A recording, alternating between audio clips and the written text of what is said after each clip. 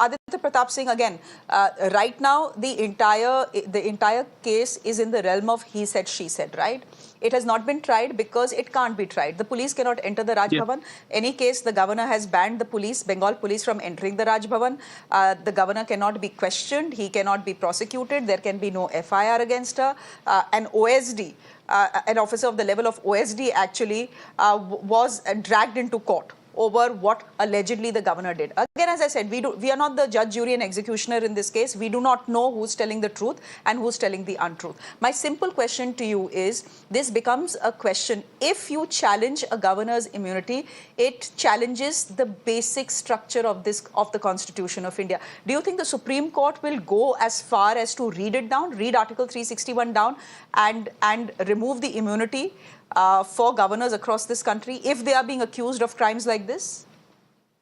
Well, if you remember some time back, the earlier Supreme Court judgment in the JMM bribery case was reviewed, and the Supreme Court said that if a member of Parliament takes money, he can be prosecuted. Likewise, it is possible that the law which was declared in Rameshwar Prasad versus Union of India, that the immunity enjoyed is absolute, it might be read down a bit, because tomorrow if a governor commits a murder, he commits rape, he commits sexual harassment, and we've seen some incidents with governors earlier.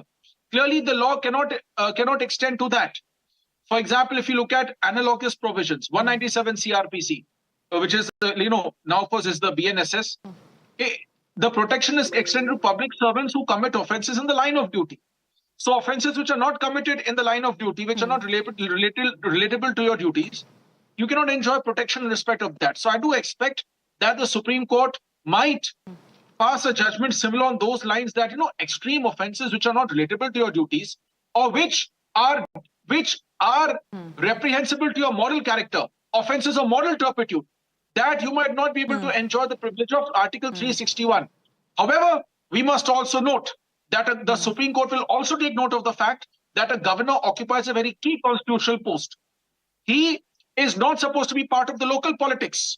And whenever president's rule is imposed, governor's rule is imposed, he exercises very critical duties. So the trouble is, what if he's stripped of his immunity, any person can walk into a police station, lodge any FIR, say anything, and then get criminal proceedings instituted against him.